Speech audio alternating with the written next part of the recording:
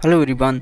तो साथियों, यहाँ पर हम लोग बात करेंगे बायोलॉजी के मोस्ट इम्पॉर्टेंट क्वेश्चंस जो कि आपके बिहार पुलिस और बिहार एसएससी और बिहार दरोगा के लिए मोस्ट इम्पॉर्टेंट सभी बायोलॉजी के क्वेश्चंस हैं।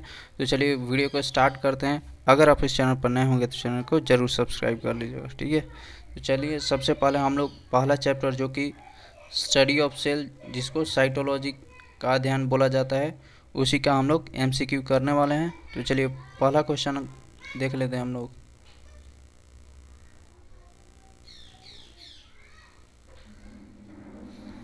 पहला क्वेश्चन देख लेते हैं। निम्नलिखित कथनों पर विचार कीजिए। यहाँ पर कुछ स्टेटमेंट लिखे हैं, इसको हमें देखना है। तो पहला स्टेटमेंट देख लेते हैं।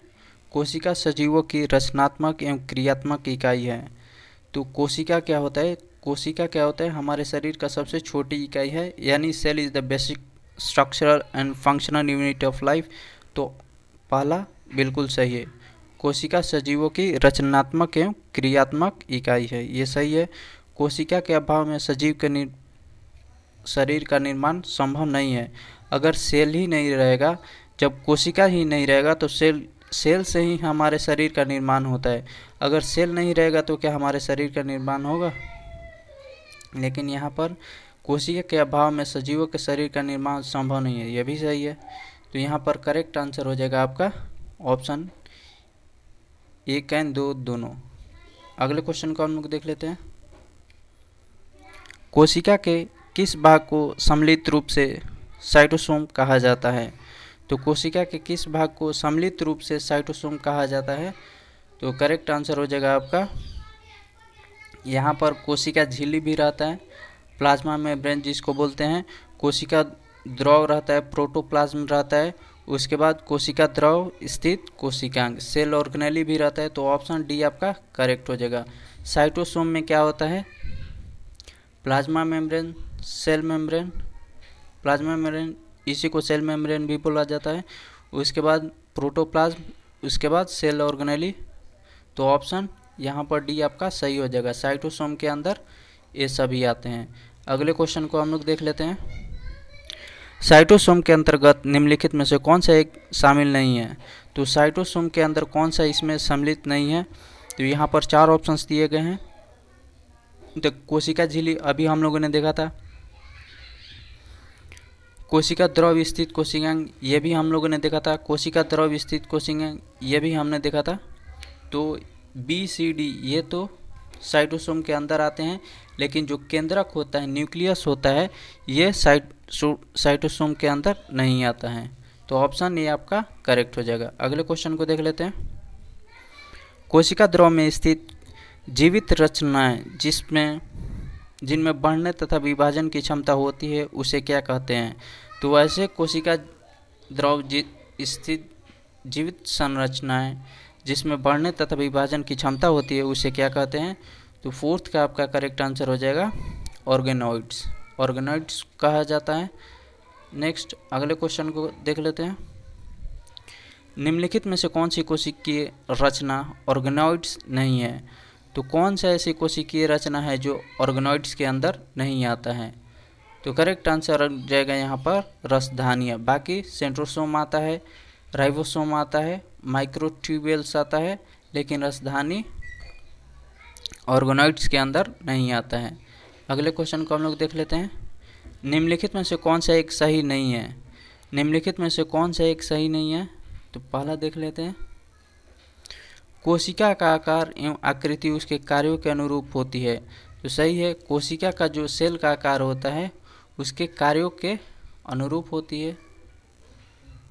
यहाँ पर हम लोग अगले स्टेटमेंट को देख लेते हैं। कोशिकाओं की संख्या जीवित के शरीर के आकार पर निर्भर करता है। तो ये भी सही है, ठीक है। नेक्स्ट, अलग अलग रचना और अलग अलग कार्य करने वाले कोशिकाओं का समूह को ऊतक कहा जाता है, से टिश्यू कहा जाता है। तो करेक्ट आंसर हो जाएगा यहाँ पर, ये भी सही है। कोशिकाएं अलग अलग आकार की होती है, ये गलत है। कोशिकाएं सेम ही होती है। सभी में जो कोशिकाएं होती है, सेल होती है, सबकी आकार एक जैसी होती है। अगले क्वेश्चन को देख लेते हैं। यहाँ पर देखिए, तरल मोज़ेक मॉडल के संबंध में निम्नलिखित कथनों पर विचार कीजिए। जो तरल मोज़ेक मॉडल था उसके संबंध में विचार करना है और बताना है कि कौन सा कथन सही है, कौन सा कथन सही है। यहाँ पर क्वेश्चन नंबर 7 का बात कर लेते हैं। क्वेश्चन नंबर हम लोग 7 देख लेते हैं। तो यहाँ पर देखिए, यह मॉडल कोशिका झिल्ली के संरचना को बताता है, सही है। नेक्स्ट, यह मॉडल 1972 में सिंगर और निकोलसन ने प्रस्तुत किया था, यह भी सही है। इस मॉडल के अनुसार कोशिका झिल्ली के संरचना में 2 फॉस्फोलिपिड अणुओं के परतों के बीच में गोलाकार प्रोटीन होती है, यह भी सही है। यानी सभी सही है, तो करेक्ट आंसर हो जाएगा आपका ऑप्शन डी। अगले क्वेश्चन को देख लेते हैं हम लोग। क्वेश्चन नंबर 8 को देख लेते हैं। कोशिका का कौन सा भाग माइक्रोविलाई, सिलिया तथा फ्लैजेला जैसी संरचना का निर्माण करती है? कोशिका यानी सेल का वह कौन सा भाग है जो माइक्रोविलाई, सिलिया, फ्लैजेला जैसी संरचना का निर्माण करती है? तो 8 का आपका करेक्ट आंसर हो जाएगा कोशिका झिल्ली, प्लाज्मा मेम्ब्रेन या सेल मेम्ब्रेन जिसको बोलते हैं। अगले क्वेश्चन को देख लेते हैं हम लोग। परासरण की क्रिया किसके द्वारा संपन्न होता है? परासरण की क्रिया का बात करें तो करेक्ट आंसर हो जाएगा कोशिका झिल्ली। प्लाज्मा मेम्ब्रेन के थ्रू जितने भी लिक्विड और गैसेस का एक्सचेंज होना होता है, ये प्लाज्मा मेम्ब्रेन के थ्रू होता है। अगले को यानी कोशिका झिल्ली के थ्रू होता है। नेक्स्ट, अगले क्वेश्चन को हम लोग देख लेते हैं। कोशिका अंगक राइबोसोम के संबंध में कौन सा एक सही नहीं है? यानी आपको बताना है जो कोशिका सेल ऑर्गेनेली होता है, जो राइबोसोम एक सेल ऑर्गेनेली है, इसके बारे में कौन सा एक सही नहीं है? तो राइबोसोम का बात करें तो ये 2 प्रकार का होता है, 70S एंड 80S। तो ये सही है क्योंकि 70S होता है ये प्रोकैरियोटिक में होता है और 80S आपका यूकैरियोटिक में होता है। एस का मतलब होता है सेगमेंटेड कोफिशिएंट। अगले को यहाँ पर स्टेटमेंट को देख लेते हैं। यहाँ पर कौन सा एक सही नहीं पूछा है। तो 70S राइबोसोम प्रोकैरियोटिक में होते हैं तथा इसके 2 सब यूनिट 30S तथा 50S, ये भी सही है। तो यहाँ पर 10 की ए और बी दोनों सही हैं। यहाँ पर अगले स्टेटमेंट को देख लेते हैं। 80S राइबोसोम यूकैरियोटिक होते हैं, बिल्कुल सही है। इसके 2 सब यूनिट होते हैं 40S एंड 60S, ये भी सही है।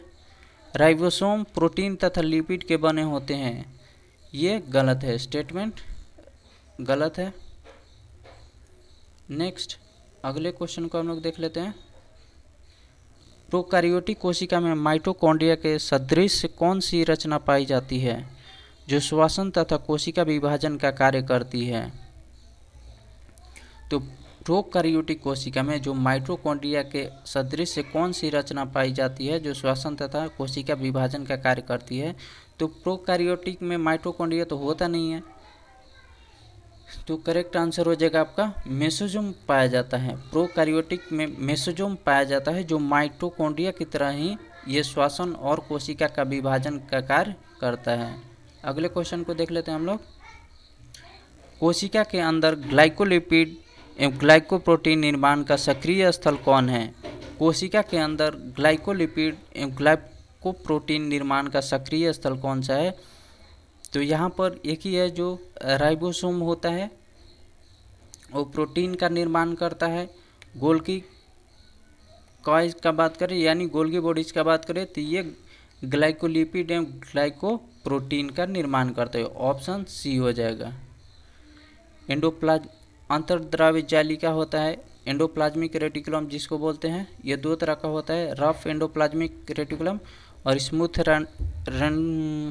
यहाँ पर endoplasmic reticulum. Rough endoplasmic reticulum का काम क्या होता है? प्रोटीन का निर्माण करना होता है। यहाँ पर ग्लाइकोलिपिड एवं ग्लाइकोप्रोटीन बोला इसलिए गोल्गी कॉय होगा। नेक्स्ट, निम्नलिखित में से कौन सी कोशिकीय संरचना कोशिकीय परिवहन तंत्र का निर्माण करती है तथा केंद्रक से कोशिका द्रव में आनुवांशिक पदार्थों को ले जाने का पथ बनाती है। तो 13 का आपका करेक्ट आंसर हो जाएगा अंतर्द्राव्य जालिका यानी एंडोप्लाज्मिक रेटिकुलम, अंतर्द्राव्य जालिका। ऑप्शन डी आपका करेक्ट हो जाएगा। नेक्स्ट अगले क्वेश्चन को हम लोग देख लेते हैं। क्वेश्चन नंबर 14 को देख लेते हैं। निम्नलिखित कथनों पर विचार कीजिए। देखिए यहाँ पर चिकनी अंतर्द्राव्य जालिका यानी स्मूथ एंडोप्लाज्मिक रेटिकुलम प्रोटीन के संश्लेषण तथा श्रवण में भाग लेती है। नहीं, ये स्मूथ नहीं लेता है, रफ लेता है। खुरदरी अंतर्द्राव्य जालिका यानी रफ एंडोप्लाज्मिक रेटिकुलम लिपिड तथा एस्ट्रॉइड के संश्लेषण में सहायक होता है। नहीं, ये उल्टा दे दिया है। यहाँ पर जो स्मूथ वाले का काम होता है वो रफ में दे दिया है, और जो रफ वाले का होता है वो स्मूथ में दे दिया है। तो 14 का आपका करेक्ट आंसर हो जाएगा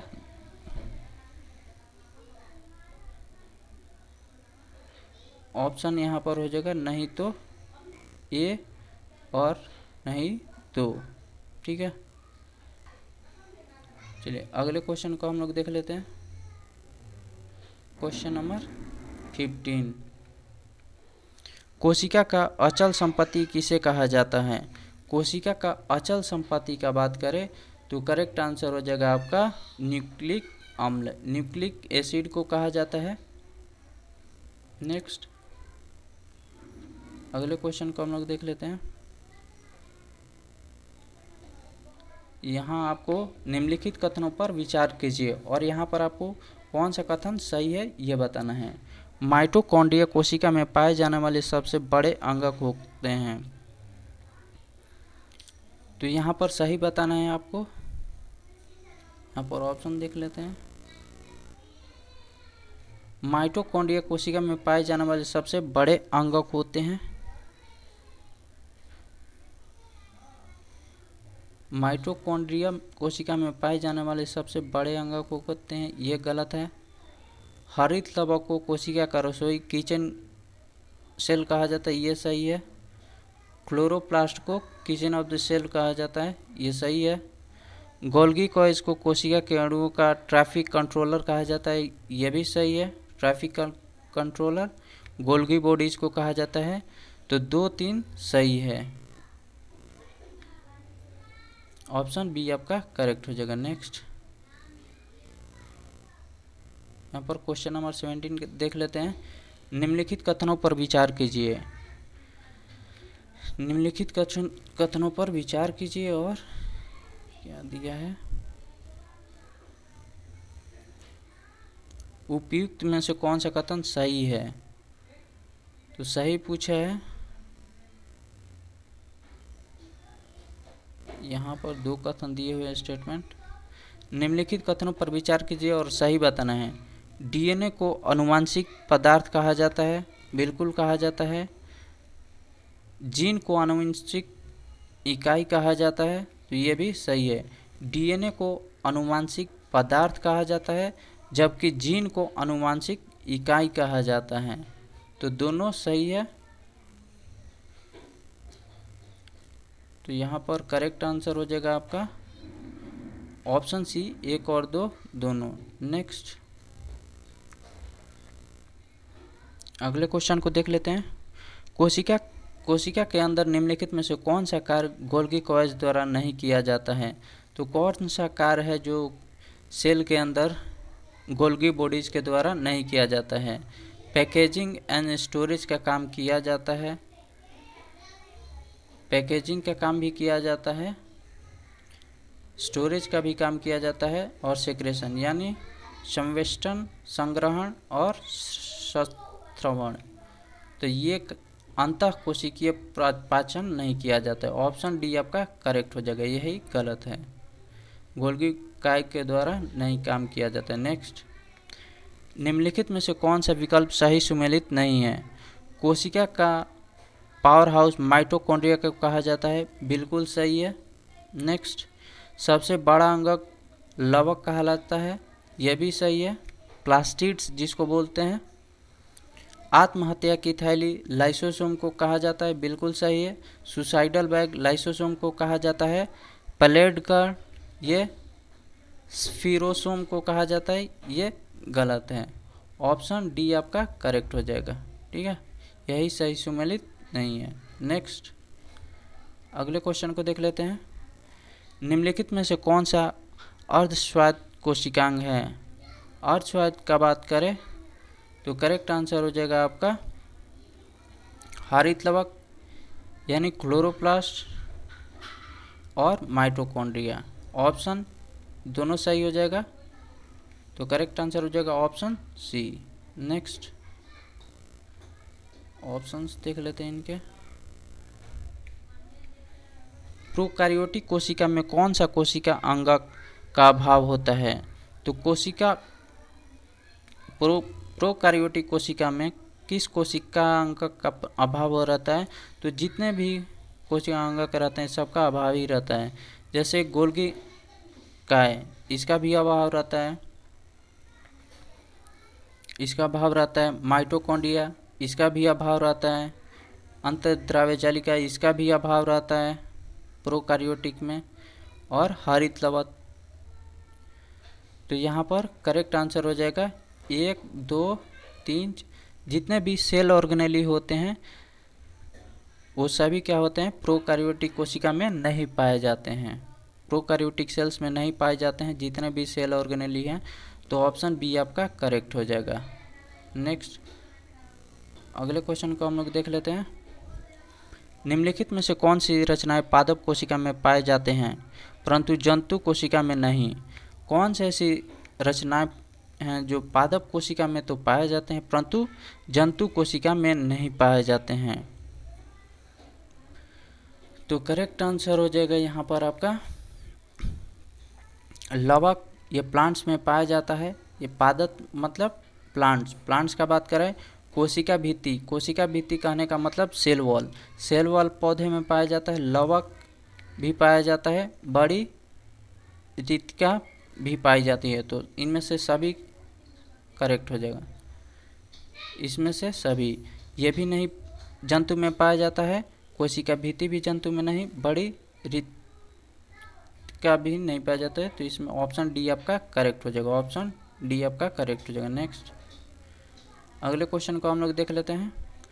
निम्नलिखित में से कौन सी रचना जंतु कोशिका में पाए जाते हैं परंतु पौधे की कोशिका में नहीं? कौन सी ऐसी रचना है जंतु कोशिका में पाए जाते हैं परंतु पौधे की कोशिका में नहीं पाए जाते हैं? तो 23rd का आपका करेक्ट आंसर हो जाएगा सेंट्रोसोम सिर्फ और सिर्फ ये जंतु कोशिका में पाए जाते हैं, पौधे में नहीं पाए जाते हैं। इसमें सेल प्लेट होते हैं। पौधे में क्या होते हैं? कोशिका विभाजन के लिए सेल प्लेट होते हैं। जैसे सेंट्रोसोम क्या करता है? कोशिका को विभाजन का कार्य करता है, उसी तरह पौधे में कोशिका का विभाजन सेल प्लेट के द्वारा पाया जाता है। बाकी माइटोकॉन्ड्रिया, लाइसोसोम, कोशिका झिल्ली पाए जाते हैं। तो करेक्ट आंसर हो जाएगा ऑप्शन सी। नेक्स्ट कोशिका सिद्धांत किसने प्रस्तुत किया था? कोशिका सेल थ्योरी किसने किया था? तो करेक्ट आंसर हो जाएगा आपका स्लाइडेन तथा स्वान ने कोशिका का सिद्धांत दिया था। 24 का आपका करेक्ट आंसर हो जाएगा स्लाइडेन एंड स्वान। नेक्स्ट अगले क्वेश्चन को देख लेते हैं। कोशिका सिद्धांत के अनुसार कोशिका विभाजन में मुख्य सृष्टिकारी यानी क्रिएटर की भूमिका कौन निभाता है? तो कोशिका सिद्धांत के अनुसार कोशिका विभाजन में मुख्य सृष्टिकर्ता यानी क्रिएटर की भूमिका कौन निभाता है? तो करेक्ट आंसर हो जाएगा यहाँ पर आपका कोशिका विभाजन में मुख्य ये केंद्रक करता है। केंद्रक सेंट्रोसोम को आदेश देता है कि सेल का डिवीजन करने के लिए। तो ऑप्शन बी आपका करेक्ट हो जाएगा। नेक्स्ट अगले क्वेश्चन को देख लेते हैं। निम्नलिखित में से किस कोशिका अंगक से लाइसोसोम बनता है? निम्नलिखित में से किस कोशिका अंगक से लाइसोसोम बनता है? लाइसोसोम का बात करें तो करेक्ट आंसर हो जाएगा आपका गोल्गी काय। गोल्गी बोर्ड जिसको बोलते हैं, उसी से लाइसोसोम का निर्माण होता है। अगले क्वेश्चन को देख लेते हैं। निम्नलिखित में से कौन सा कोशिका अंगक अपने डीएनए में उपस्थित जीन को सम्मिलित करते हुए उसके स्वांक प्रोटीनों का संश्लेषण करता है? तो 27 का आपका करेक्ट आंसर हो जाएगा माइटोकॉन्ड्रिया भी करता है और लवक यानी क्लोरोप्लास्ट करता है। तो ऑप्शन सी आपका करेक्ट हो जाएगा, ऑप्शन सी आपका करेक्ट हो जाएगा। नेक्स्ट अगले क्वेश्चन को देख लेते हैं। यहाँ पर देखिए निम्नलिखित कथनों पर विचार कीजिए, ठीक है। तो यहाँ पर बताना कौन से कथन सही है। सही कथन पूछा है, ऐसी कोशिका जिसमें केंद्रक झिल्ली नहीं होती है एवं वास्तविक केंद्रक नहीं होता है को प्रोकार्योटिक कोशिका कहते हैं, बिल्कुल ये कथन सही है। वैसी कोशिका जिसमें केंद्रक पूर्ण रूप से विकसित तथा झिल्ली से घिरा होता है को यूकार्योटिक कोशिका कहते हैं, ये भी सही है। यानी ऑप्शन सी 1 और 2 दोनों सही है। यूकार्योटिक और प्रोकार्योटिक के बारे में पूछा है। अगले क्वेश्चन को देख लेते हैं। निम्नलिखित में से कौन सा कोशिका अंगक अपने आकृति को तुरंत परिस्थितियों के अनुसार बदल सकता है। तो कौन सा ऐसा कोशिका अंगक है जो अपने जो सेल है उसकी आकृति बदलते रहता है। तो करेक्ट आंसर हो जाएगा माइटोकॉन्ड्रिया। माइटोकॉन्ड्रिया परिस्थितियों के अनुसार अपना आकृति बदलते रहता है। अगले क्वेश्चन को देख लेते हैं। मनुष्य के शरीर में तंत्रिका कोशिका है। मनुष्य के शरीर में तंत्रिका कोशिका है, कौन सा है। तो 30 का आपका करेक्ट आंसर हो जाएगा सबसे बड़ी कोशिका, सबसे बड़ी कोशिका है। अगले क्वेश्चन को देख लेते हैं। एक प्रारूपिक कोशिका के अंतर्गत है।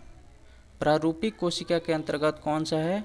तो 31 का आपका करेक्ट आंसर हो जाएगा यहाँ पर साइटोसोम में केंद्रक, ऑप्शन डी आपका करेक्ट हो जाएगा। नेक्स्ट अगले क्वेश्चन को देख लेते हैं। सेंट्रोसोम विशेष रूप से भाग लेता है। सेंट्रोसोम का मेन काम क्या होता है।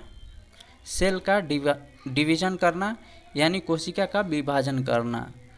तो करेक्ट आंसर हो जाएगा कोशिका का विभाजन करना। अगले क्वेश्चन को देख लेते हैं। कोशिका यांत्रिक सहायता पाता है। जो कोशिका यांत्रिक होता है वो किससे सहायता पाता है। तो 33 का आपका करेक्ट आंसर हो जाएगा अंतर्द्राव जालिका यानी एंडोप्लाज्मिक रेटिकुलम। अगले क्वेश्चन को देख लें। 70S राइबोसोम पाया जाता है। तो 70S जो राइबोसोम होता है वो प्रोकार्योटिक में पाया जाता है। तो करेक्ट आंसर हो जाएगा प्रोकार्योटिक सेल में, कोशिका में। नेक्स्ट अगले क्वेश्चन को हम लोग देख लेते हैं।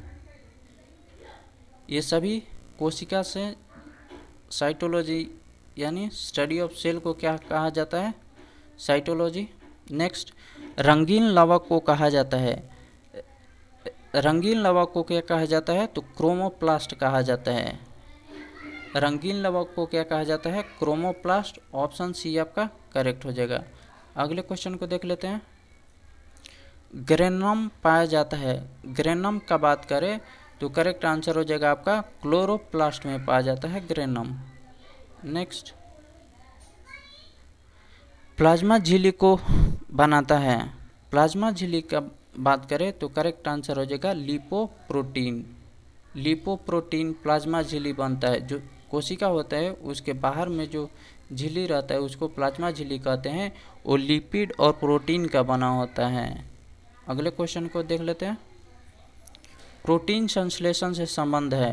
प्रोटीन संश्लेषण से संबंध है तो कौन संबंध रखता है। तो राइबोसोम जो रफ एक होता है स्मूथ एंडोप्लाज्मिक रेटिकुलम और एक होता है रफ एंडोप्लाज्मिक रेटिकुलम। तो रफ एंडोप्लाज्मिक रेटिकुलम पर छोटे छोटे दाने की तरह होते हैं, उसी को राइबोसोम करते हैं। और राइबोसोम का काम होता है प्रोटीन का संश्लेषण करना। तो 38 का आपका करेक्ट आंसर हो जाएगा राइबोसोम। नेक्स्ट क्रोमोसोम के अंतिम सिरा को कहते हैं। क्रोमोसोम के अंतिम सिरा का बात करें तो देखिए ऊपर में होता है, क्रोमोसोम का बात करें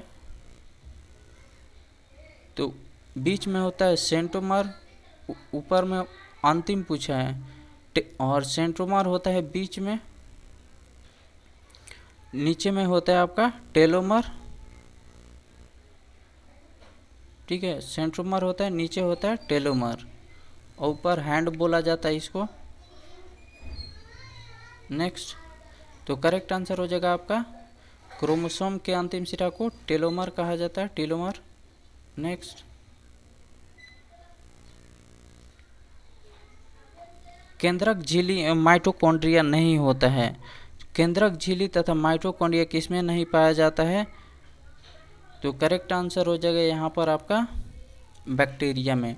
बैक्टीरिया पता होगा कि आपका प्रोकैरियोटिक कोशिका का उदाहरण है, इसलिए इसमें केंद्रक झिल्ली नहीं पाया जाता है और माइटोकॉन्ड्रिया भी। नेक्स्ट, अंतर्द्रव्य जालिका केंद्र है। अंतर्द्रव्य जालिका किस लीक का केंद्र है? तो 41 का आपका करेक्ट आंसर हो जाएगा प्रोटीन संश्लेषण का।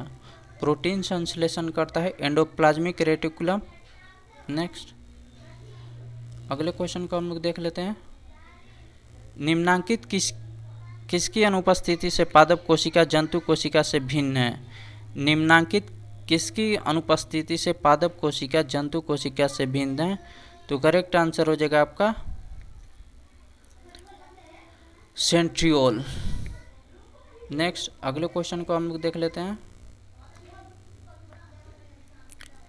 लाइसोसोम में जमा रहता है। लाइसोसोम का बात करें तो करेक्ट आंसर हो जाएगा आपका पाचक एंजाइम, यानी हाइड्रोलाइटिक एंजाइम पाया जाता है इसमें। नेक्स्ट, अगले क्वेश्चन को देख लेते हैं। माइटोकॉन्ड्रिया का दीवार बना होता है। माइटोकॉन्ड्रिया का दीवार का बात करें तो करेक्ट आंसर हो जाएगा आपका लिपोप्रोटीन। नेक्स्ट,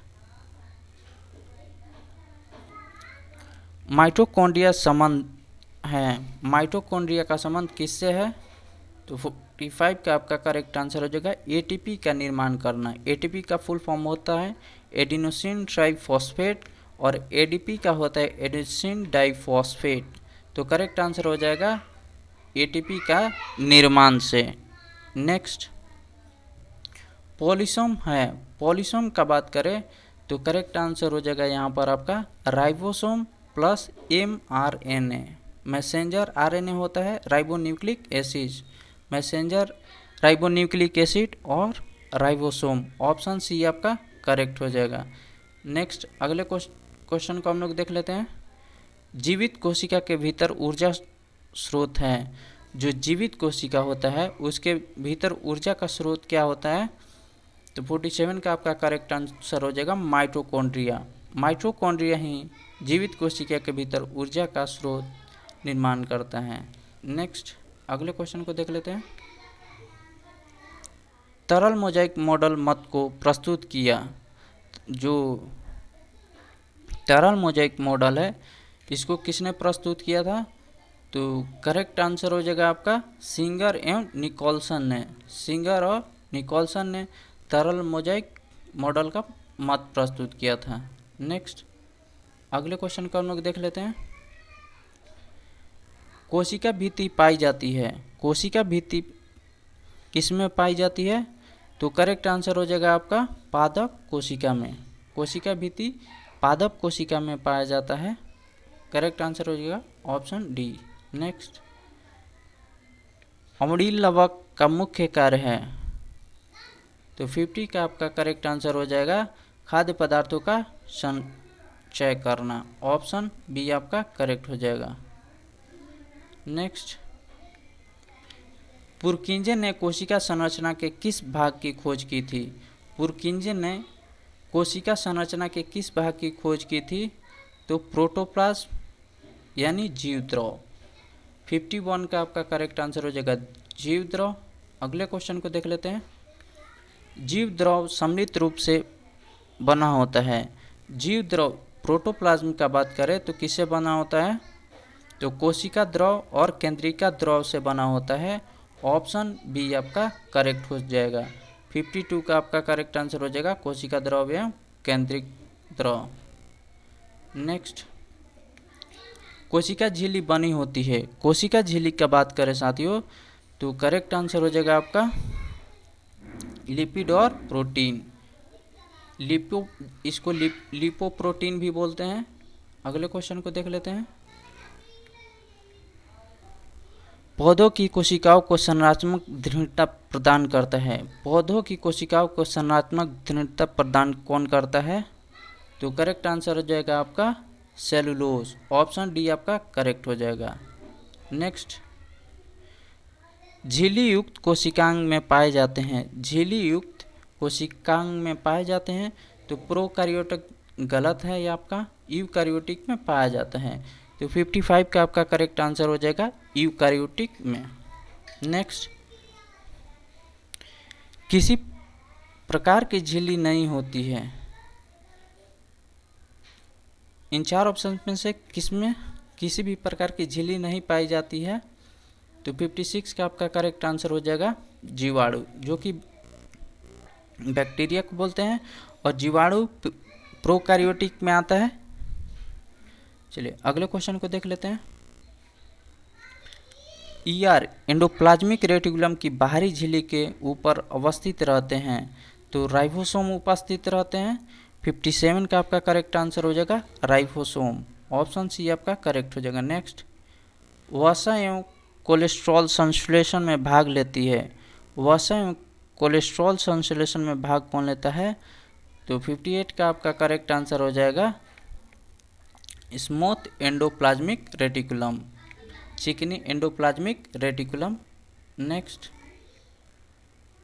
राइबोसोम बना होता है।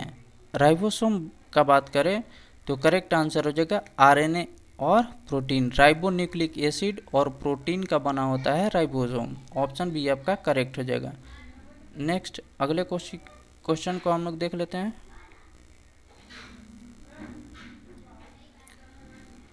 गोल्जी उपकरण नहीं पाए जाते हैं, तो इन चार ऑप्शन में से किसमें गोल्गी उपकरण नहीं पाए जाते हैं?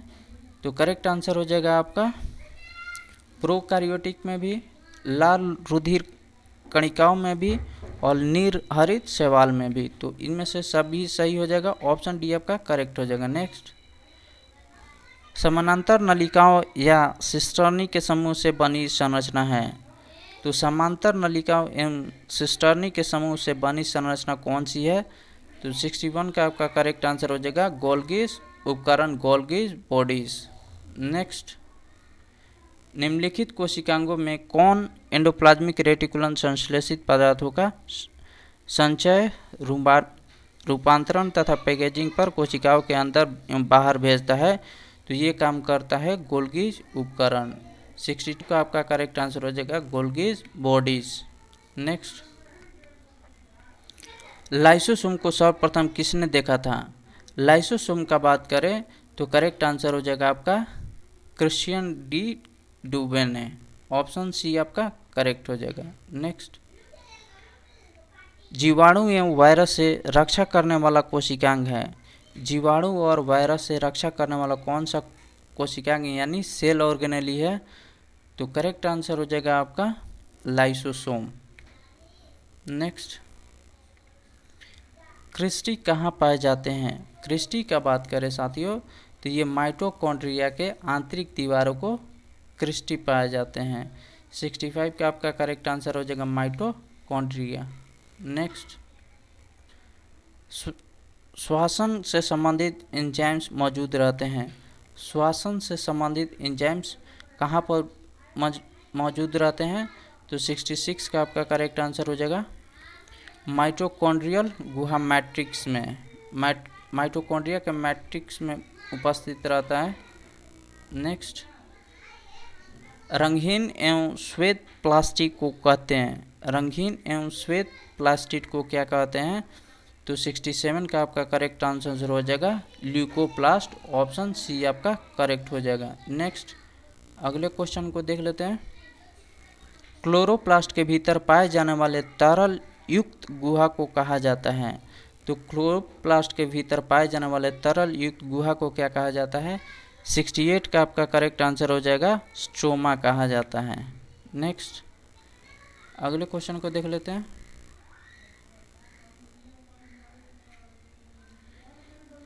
कोशिका कला वर्णनात्मक परागम में होती है क्योंकि करेक्ट आंसर हो जाएगा यह कुछ अणुओं के अंदर या बाहर की ओर संचलन कोशिका में से होने देती है, जबकि अन्य अणुओं के संचलन को रोक दिया जाता है। तो कुछ ही ऐसे चीज़ होती हैं जिनको ये अलाउड करता है जो। चलिए नेक्स्ट अगले क्वेश्चन को देख लेते हैं। न्यूक्लियम के बाहर डीएनए कहाँ मिलता है? न्यूक्लियस का बात करें तो न्यूक्लियस के बाहर डीएनए कहाँ मिलता है? तो करेक्ट आंसर हो जाएगा आपका माइटोकॉन्ड्रिया। माइटोकॉन्ड्रिया में न्यूक्लियस के बाहर डीएनए मिलता है। नेक्स्ट अगले क्वेश्चन को देख लेते हैं। निम्नलिखित पोषकों में कौन सा एक पौधे की कोशिका भित्ति का एक संरचनात्मक घटक है? निम्नलिखित पोषकों में से कौन सा एक पौधों की कोशिका भित्ति का एक संरचनात्मक घटक है? तो 71 का आपका करेक्ट आंसर हो जाएगा कैल्शियम। अगले क्वेश्चन को देख लेते हैं। निम्नलिखित कोशिका अंगों में कौन सा एक अर्ध पारगम्य है? तो करेक्ट आंसर हो जाएगा आपका प्लाज्मा कोशिका झिल्ली। ऑप्शन ए आपका करेक्ट हो जाएगा। नेक्स्ट कोशिका के बारे में निम्नलिखित में से कौन सा सही नहीं है? कोशिका के बारे में कौन सा सही नहीं है? कोशिकाओं के आकार एवं अमाप विशिष्ट कार्य से संबंध होते हैं। ये सही है। कुछ कोशिकाओं के बदलते आकार होते हैं, यह भी सही है। प्रत्येक कोशिका में निष्पादन की अपनी क्षमता होती है, यह भी सही है। सभी देह ऊतकों में एक ही प्रकार की कोशिकाएं विद्यमान है, ये गलत है। नेक्स्ट निम्नलिखित में से सबसे छोटी कोशिका है? तो सबसे छोटी कोशिका का बात करें, सबसे छोटी सेल का बात करें तो करेक्ट आंसर हो जाएगा माइकोप्लाज्मा। 74 का आपका करेक्ट आंसर हो जाएगा माइकोप्लाज्मा। नेक्स्ट कोशिकीय एवं आणविक जीव विज्ञान केंद्र कहाँ अवस्थित है? तो 75 का आपका करेक्ट आंसर हो जाएगा हैदराबाद में स्थित है। नेक्स्ट अगले क्वेश्चन को हम लोग देख लेते हैं। कोशिका का जीवित अंश जीव द्रव कहलाता है, यह किससे बना होता है? 74 का आपका करेक्ट आंसर हो जाएगा कोशिका द्रव, केंद्रिका द्रव और अन्य कोशिकांग। ऑप्शन डी आपका करेक्ट हो जाएगा। चलिए नेक्स्ट हम लोग अगले क्वेश्चन को देख लेते हैं।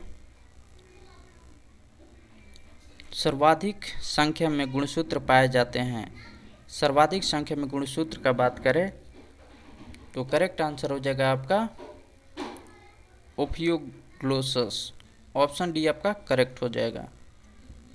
नेक्स्ट वास्तविक केंद्रक किसमें अनुपस्थित होता है? वास्तविक केंद्रक का किसमें अनुपस्थित रहता है? तो 78 का आपका करेक्ट आंसर हो जाएगा जीवाणु यानी बैक्टीरिया में। नेक्स्ट इलेक्ट्रॉन सूक्ष्मदर्शी की खोज किसने की थी? तो इलेक्ट्रॉन माइक्रोस्कोप की खोज किसने की थी? 79 का आपका करेक्ट आंसर हो जाएगा नॉल एवं रस्का ने। नॉल एवं रस्का ने इलेक्ट्रॉन माइक्रोस्कोप की खोज करी थी। नेक्स्ट अगले क्वेश्चन को हम लोग देख लेते हैं।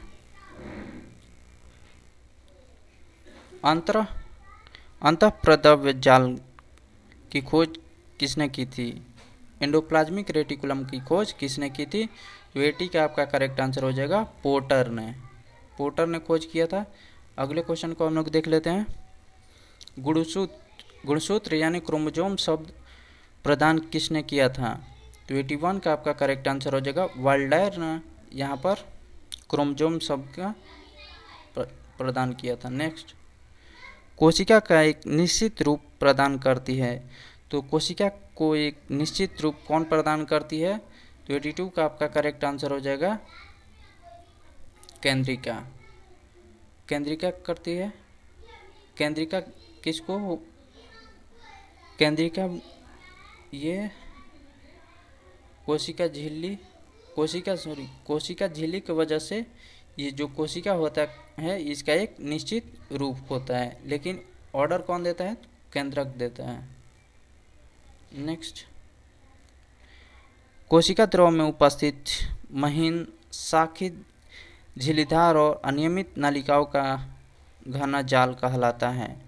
तो 83 का आपका करेक्ट आंसर हो जाएगा अंतःप्रद्रव्य जालिका यानी एंडोप्लाज्मिक रेटिकुलम। नेक्स्ट, प्रोटीन निर्माण का सक्रिय स्थल है। प्रोटीन निर्माण का सक्रिय स्थल का बात करें तो करेक्ट आंसर हो जाएगा यहाँ पर राइबोसोम। राइबोसोम हो जाएगा आपका। नेक्स्ट, अगले क्वेश्चन को देख लेते हैं। कोशिका का कोशिकांग केवल पादप कोशिकाओं में पाया जाता है। कोशिका, कौन सा कोशिकांग केवल पादप कोशिकाओं में पाया जाता है? तो कौन कोशिकांग यहाँ पर केवल पादप कोशिका यानी प्लांट में पाया जाता है? तो करेक्ट आंसर हो जाएगा लवक भी पाया जाता है आपका, कोशिका भित्ति भी पाया जाता है और रिक्ताएं भी पाई जाती है। उपयुक्त सभी हो जाएगा, ऑप्शन डी आपका करेक्ट हो जाएगा। नेक्स्ट, कोशिकीय श्वसन का सक्रिय स्थल है। कोशिकीय श्वसन का सक्रिय स्थल का बात करें तो 86 का आपका करेक्ट आंसर हो जाएगा यहाँ पर माइटोकॉन्ड्रिया। नेक्स्ट, औडी लवक यानी ल्यूकोप्लास्ट मुख्यतः पाए जाते हैं। ल्यूकोप्लास्ट का बात करें तो 87 का आपका करेक्ट आंसर हो जाएगा जड़ों की कोशिकाओं में। जड़ की कोशिकाओं में ल्यूकोप्लास्ट पाया जाता है। अगले क्वेश्चन को देख लेते हैं। फूलों और बीजों को विभिन्न प्रकार के आकर्षक रंग प्रदान करता है। तो फूल और बीजों को विभिन्न प्रकार के आकर्षक रंग प्रदान कौन करता है? तो करेक्ट आंसर हो जाएगा क्रोमोप्लास्ट। ऑप्शन बी आपका करेक्ट हो जाएगा। नेक्स्ट, अगले क्वेश्चन को देख लेते हैं। पत्तियों को हरा रंग प्रदान करता है। तो पत्तियों का हरा रंग कौन प्रदान करता है? तो क्लोरोप्लास्ट हो जाएगा। ऑप्शन बी आपका करेक्ट हो जाएगा। नेक्स्ट, अगले क्वेश्चन को देख लेते हैं। कोशिका की आत्महत्या की थैली कहा जाता है। कोशिका की आत्महत्या की थैली या लाइसोसोम को कहा जाता है। ऑप्शन ए आपका करेक्ट हो जाएगा। नेक्स्ट, अगले क्वेश्चन को देख लेते हैं। लाइसोसोम में पाया जाने वाला एक एंजाइम जिसमें जीव द्रव को घुला देने या नष्ट कर देने की क्षमता होती है कहलाता है। तो हाइड्रोलाइटिक एंजाइम पाया जाता है लाइसोसोम में। नेक्स्ट, अगले क्वेश्चन को देख लेते हैं हम लोग। पादप कोशिकाओं का सबसे बाहरी आवरण कहलाता है। यानी प्लांट सेल जो होते हैं उनके बाहरी आवरण को क्या कहा जाता है? तो कोशिका भित्ति कहा जाता है। 92 का आपका करेक्ट आंसर हो जाएगा कोशिका भित्ति यानी सेल वॉल। नेक्स्ट, कोशिका में प्रोटीन संश्लेषण कहाँ होता है? कोशिका में प्रोटीन संश्लेषण का बात करें तो करेक्ट आंसर हो जाएगा राइबोसोम। 93 का आपका करेक्ट आंसर हो जाएगा राइबोसोम। नेक्स्ट, निम्नलिखित में कौन सबसे बड़ा कोशिकांग है? सबसे बड़ा कोशिकांग का बात करें तो करेक्ट आंसर हो जाएगा यहाँ पर प्लास्टिड। प्लास्टिक पाया जाता है। नेक्स्ट, कोशिका का ऊर्जा गृह यानी powerhouse of the cell किसे कहा जाता है? तो ये माइटोकॉन्ड्रिया को कहा जाता है। 95 का आपका करेक्ट आंसर हो जाएगा माइटोकॉन्ड्रिया। नेक्स्ट, यदि माइटोकॉन्ड्रिया काम करना बंद कर दे तो कोशिका में कौन सा कार्य नहीं होगा? माइटोकॉन्ड्रिया काम करना बंद कर दे तो कोशिका में कौन सा कार्य नहीं होगा? तो जो ऑक्सीकरण होता है कि powerhouse of the cell mitochondria को बोला जाता है। तो करेक्ट आंसर हो जाएगा भोजन का ऑक्सीकरण नहीं होगा। नेक्स्ट, कोशिका में राइबोसोम की अनुपस्थिति में कौन सा कार्य संपादित नहीं होगा? कोशिका में राइबोसोम अगर नहीं रहेगा, सेल में राइबोसोम नहीं रहेगा तो इसकी अनुपस्थिति में क्या कौन सा कार्य नहीं होगा? 97 का आपका करेक्ट आंसर हो जाएगा प्रोटीन का संश्लेषण, प्रोटीन का सिंथेसिस नहीं होगा क्योंकि राइबोसोम पाया जाता है। कौन सा रचना जंतु कोशिका को वनस्पति कोशिका से विभेदित करती है या अलग करती है? तो करेक्ट आंसर हो जाएगा यहाँ पर 98 का आपका करेक्ट सेंट्रियोल। सेंट्रियोल जंतु कोशिका को वनस्पति कोशिका से अलग करती है, विभेदित करती है। नेक्स्ट, सेल नाम किस जीव वैज्ञानिक ने सर्वप्रथम दिया था? तो सेल का बात करें तो करेक्ट आंसर हो जाएगा यहाँ पर 99 का रॉबर्ट हुक। नेक्स्ट, न्यूक्लियस की खोज सर्वप्रथम किसने की थी? न्यूक्लियस का बात करें तो करेक्ट आंसर हो जाएगा रॉबर्ट ब्राउन ने किया था। 100 का आपका करेक्ट आंसर हो जाएगा रॉबर्ट ब्राउन। नेक्स्ट, डीएनए द्विहेलिक्स प्रारूप को पहली बार किसने प्रस्तावित किया था? डीएनए द्विहेलिक्स प्रारूप को पहली बार किसने प्रस्तावित किया था? तो करेक्ट आंसर हो जाएगा वाटसन एंड क्रिक ने। वाटसन एंड क्रिक ने किया था। नेक्स्ट, अगले क्वेश्चन को देख लेते हैं। जीव द्रव्य जीवन का भौतिक आधार है। जीव द्रव जीवन का भौतिक आधार है, यह किसका कथन है? जीव द्रव जीवन का protoplasm is the physical basis of life, ये किसने कहा था? तो करेक्ट आंसर हो जाएगा यहाँ पर हक्सले ने कहा था। हक्सले ने कहा था। ऑप्शन सी आपका करेक्ट हो जाएगा। नेक्स्ट, अगले क्वेश्चन को हम लोग देख लेते हैं।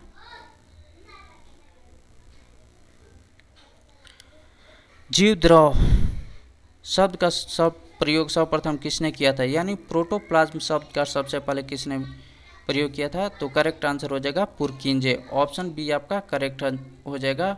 103 ऑप्शन बी आपका करेक्ट हो जाएगा। नेक्स्ट, माइटोकॉन्ड्रिया किसमें अनुपस्थित होता है? माइटोकॉन्ड्रिया का बात करें तो करेक्ट आंसर हो जाएगा आपका बैक्टीरिया, यानी जीवाणु में नहीं पाया जाता है। 104 का आपका करेक्ट आंसर हो जाएगा बैक्टीरिया।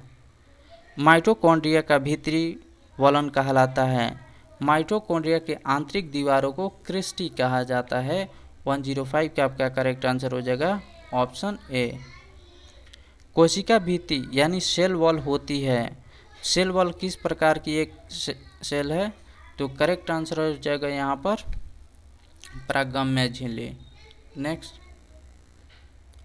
लाइसोसोम्स कार्य करते हैं। लाइसोसोम का मेन काम क्या होता है? तो लाइसोसोम क्या करता है?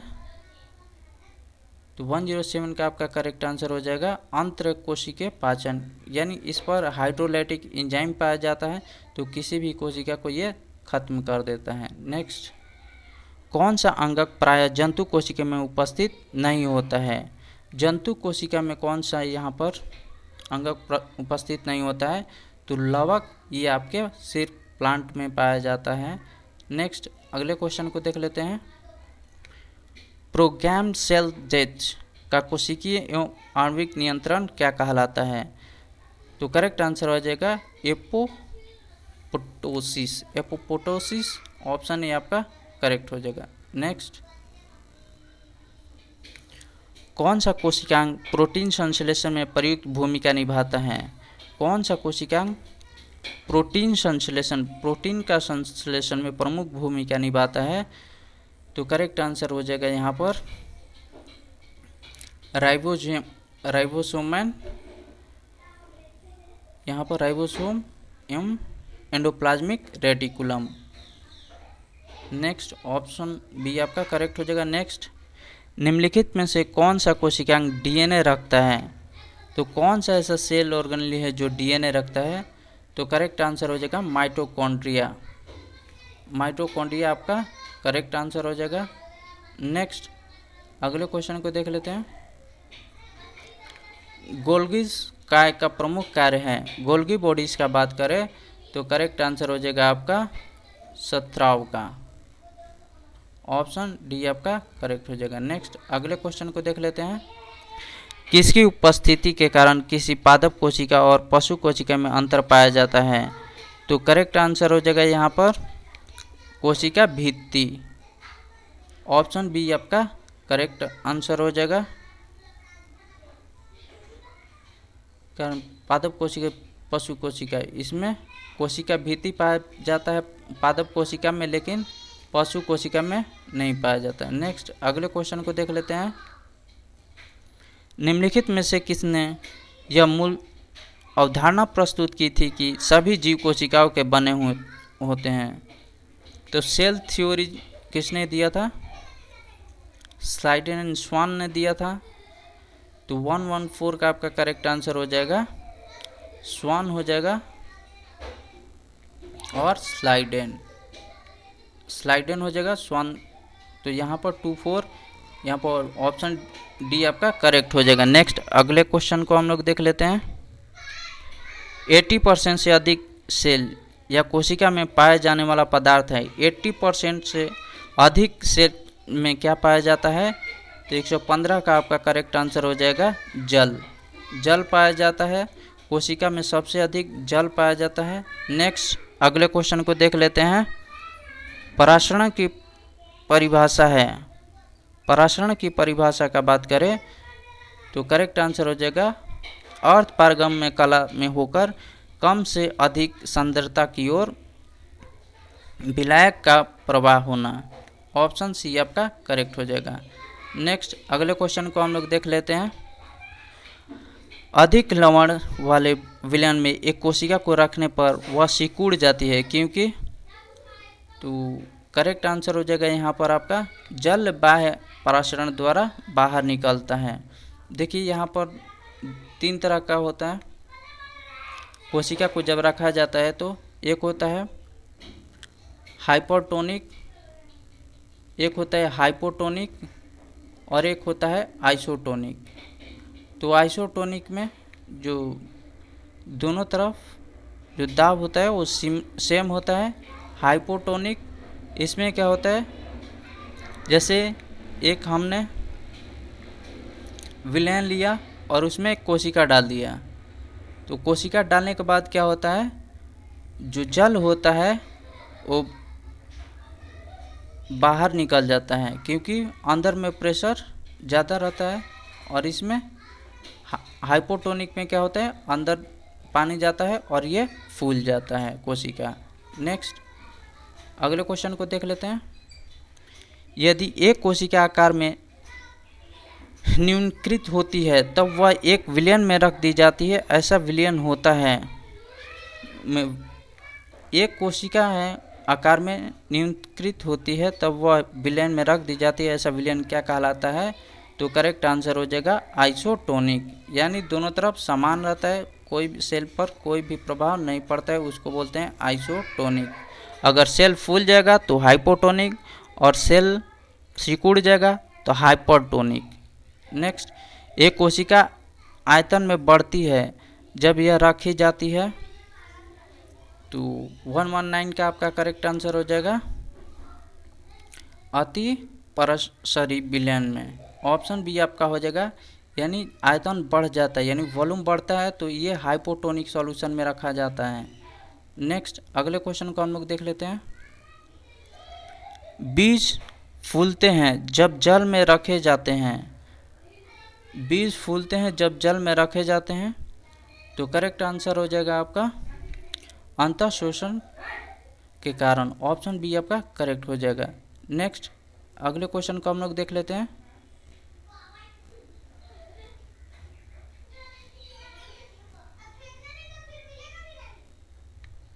अगले क्वेश्चन को हम लोग देख लेते हैं। अगले क्वेश्चन को हम लोग देख लेते हैं साथियों। नेक्स्ट लकड़ी के बने दरवाजों का वर्षा ऋतु में फूलना होता है। जो लकड़ी के दरवाजे होते हैं वर्षा ऋतु में जब पानी पड़ता है तो क्या होता है, फूल जाते हैं, तो इसको बोलते हैं, इसको बोला जाता है अंतः शोषण के कारण। ऑप्शन बी आपका करेक्ट हो जाएगा। नेक्स्ट अगले क्वेश्चन को देख लेते हैं। उर्वरकों का अतिरिक्त मात्रा में प्रयोग पौधों की मृत्यु का कारण बनता है, तो क्या होता है, हाइपरटोनिक सॉल्यूशन बना लेता है, इसलिए। तो 122 का आपका करेक्ट आंसर हो जाएगा बाह्य प्रसरण के कारण। ऑप्शन बी आपका करेक्ट हो जाएगा। नेक्स्ट अगले क्वेश्चन को देख लेते हैं। केंद्रक के विभाजन को क्या कहते हैं? केंद्रक के विभाजन को कहते हैं, एक कार्योकाइनेसिस होता है और एक होता है साइटोकाइनेसिस। साइटोकाइनेसिस कोशिका का विभाजन होता है, कार्योकाइनेसिस ये केंद्रक का विभाजन होता है। तो 123 का आपका करेक्ट आंसर हो जाएगा न्यूक्लियस का बोल रहे, साइटोकाइनेसिस सेल का विभाजन, कार्योकाइनेसिस न्यूक्लियस का, तो केंद्रक का बोल रहा है, तो कार्योकाइनेसिस। ऑप्शन सी आपका करेक्ट हो जाएगा। नेक्स्ट अगले क्वेश्चन को देख लेते हैं। शरीर के वृद्धि एवं मरम्मत हेतु कौन सा कोशिका विभाजन उत्तरदायी है? तो शरीर में वृद्धि मरम्मत हेतु कौन सा, तो ये होता है, देखिए 3 तरह का होता है, और माइटोसिस होता है, उसके बाद माइटोसिस होता है, उसके बाद मियोसिस होता है। तो माइटोसिस से क्या होता है, वृद्धि और मरम्मत होता है। तो 124 का आपका करेक्ट आंसर हो जाएगा यहाँ पर समसूत्री विभाजन से। नेक्स्ट अगले क्वेश्चन को देख लेते हैं। केसरुकों को वृषण में शुक्राणु का निर्माण होता है। केसरुकों यानी वर्टिब्रेट्स के टेस्टिस में शुक्राणु यानी स्पर्म का निर्माण होता है। तो 125 का आपका करेक्ट आंसर हो जाएगा केवल मियोसिस द्वारा। नेक्स्ट अगले क्वेश्चन को देख लेते हैं। माइटोसिस में सबसे ज़्यादा समय में पूर्ण होने वाली अवस्था कौन सी है? माइटोसिस का बात करें तो करेक्ट आंसर हो जाएगा आपका प्रोफेज। प्रोफेज सबसे लंबा बड़ा होता है। नेक्स्ट पादप कोशिका में साइटोकाइनेसिस किसकी सहायता से होता है? जो प्लांट कोशिका होता है, पादप कोशिका होता है, उसमें साइटोकाइनेसिस सेल प्लेट के द्वारा होता है। तो करेक्ट आंसर हो जाएगा कोशिका पट्टिका। 127 का आपका करेक्ट आंसर ऑप्शन ए। अगले क्वेश्चन को देख लेते हैं। माइटोसिस के सबसे कम समय में पूर्ण होने वाली अवस्था कौन है? माइटोसिस के सबसे कम समय में पूर्ण होने वाली अवस्था का बात करें, प्रोफेज, मेटाफेज, एनाफेज, टेलोफेज। तो 128 का आपका करेक्ट आंसर हो जाएगा एनाफेज। ऑप्शन सी आपका करेक्ट आंसर हो जाएगा। नेक्स्ट एक कोशिका के माइटोसिस द्वारा कितने बार विभाजन से 256 कोशिकाएं बनेंगी? तो करेक्ट आंसर हो जाएगा 8। ऑप्शन ए आपका करेक्ट हो जाएगा। नेक्स्ट अगले क्वेश्चन को देख लेते हैं। क्रॉसिंग ओवर की घटना किस कोशिका विभाजन में होती है? क्रॉसिंग ओवर का बात करें तो करेक्ट आंसर हो जाएगा अर्धसूत्री विभाजन में होती है क्रॉसिंग ओवर। नेक्स्ट प्रगति यानी क्रॉसिंग ओवर किस अवस्था में होता है? तो करेक्ट आंसर हो जाएगा यहाँ पर आपका पैकेटिन में। नेक्स्ट दो शुक्राणु या स्पर्म बनाने के लिए कितनी बार मियोसिस द्वारा कोशिका विभाजन होगा? तो 132 का आपका करेक्ट आंसर हो जाएगा 50 टाइम्स कोशिका का विभाजन हो जाएगा। नेक्स्ट अगले क्वेश्चन को देख लेते हैं। टेलोफेज की विपरीत अवस्था कौन है? टेलोफेज का बात करें तो करेक्ट आंसर हो जाएगा प्रोफेज। नेक्स्ट माइटोसिस में सेंट्रोमियर किस अवस्था में विभाजित होता है? माइटोसिस में सेंट्रोमियर किस अवस्था में विभाजित होता है? तो करेक्ट आंसर हो जाएगा आपका एनाफेज में। नेक्स्ट अगले क्वेश्चन को हम लोग देख लेते हैं। निम्नलिखित कथनों पर विचार कीजिए और बताइए कि कौन सा कथन सही है। पहला देख लेते हैं। समसूत्री विभाजन में कोशिका केवल एक बार विभाजित होती है एवं क्रोमोसोम भी एक बार विभाजित होती है। अगला है अर्ध सूत्री विभाजन में कोशिका 2 बार विभाजित होती है एवं क्रोमोसोम भी 2 बार विभाजित होती है। तो सही का बात करें तो करेक्ट आंसर हो जाएगा आपका केवल 1। ऑप्शन ए आपका करेक्ट हो जाएगा। नेक्स्ट अगले क्वेश्चन को देख लेते हैं।